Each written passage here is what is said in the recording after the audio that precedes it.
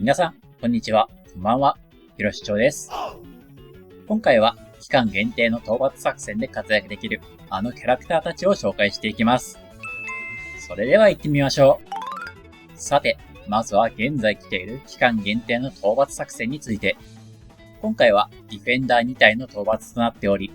最初は白いディフェンダー1体のみがフィールドにいるため、その体力を約 13% 削りましょう。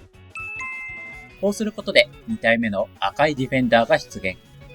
片方のディフェンダーの攻撃をもう片方に当てることで、当てられた方のディフェンダーの持つ耐性が一時的にダウンします。今回はギミックこそ少ないですが、代わりにダメージを与える手段がプレイヤーの攻撃しかなく、どうしても純粋な火力を求められます。しかも要求される火力も高く、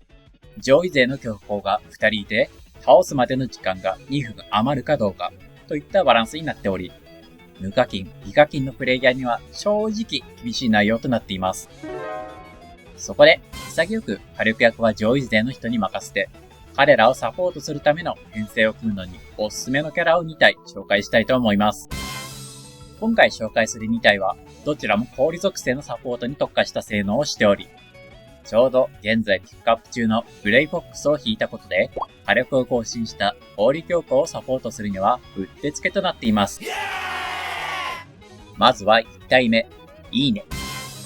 いいねは SR の氷、合気武器で、そのレア度から簡単に貫突することができ、しかも氷編成の味方を火力面でサポートできる能力を持っています。それでは、いいねの突効果を見ていきましょう。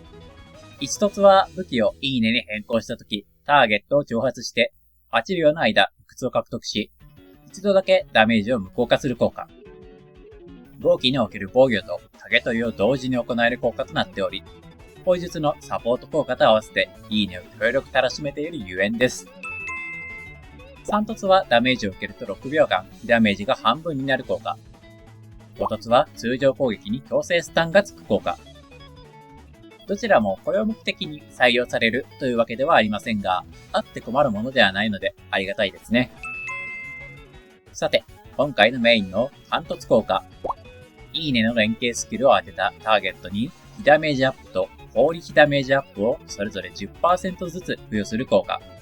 持続が25秒間の合計 20% の非ダメージアップ効果。合気編成で25秒ごとにいいねの連携を打つことで、敵を挑発しつつ、1回無敵と不屈を獲得し、さらに非ダメージアップまで付与できる。正直 SR とは思えない働きっぷりです。合気に最低限欲しい効果を連携一つにギュッと濃縮した一品で、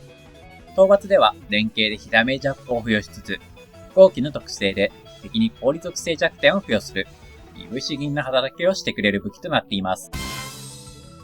実際に編成を組む際は、他の合気武器と合わせてロールを合気にして、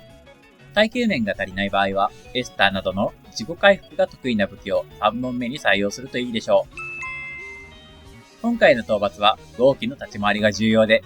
白いディフェンダーに常に張り付くようにしつつ、赤と白の両方からターゲットを取らなければなりません。そのため、もう一本の合気武器には、ターゲットを取りやすい武器を採用するといいでしょう。それでは、2体目のキャラを紹介していきます。2体目は、ヒルダ。ヒルダは SR の氷強行武器で、なんと突効果すら必要なく仕事をすることができます。彼女のやることはたった一つ、連携スキルを当てることです。ヒルダの連携スキルを確認してみましょう。効果は、商売率のダメージに凍結効果。加えて、敵の氷耐性を10秒間 50% ダウンする効果。実にわかりやすい、購買率の耐性ダウン効果となっています。ロズリンの貫突効果を見ると、条件付きで 15% 耐性を無視して、その上限は 50% までとなっています。つまり、ヒルダは連携を当てることで、上限1回まで敵の耐性を一気に下げることが可能となります。あまりにも大味な効果。初期に登場した SR 武器だからこそ許されている感じがしますね。ヒルダはこの耐性ダウンを活かすことだけを考えて運用すれば OK です。例として、連携スキルを使わずに回復ができるネメシスやエスターと合わせて、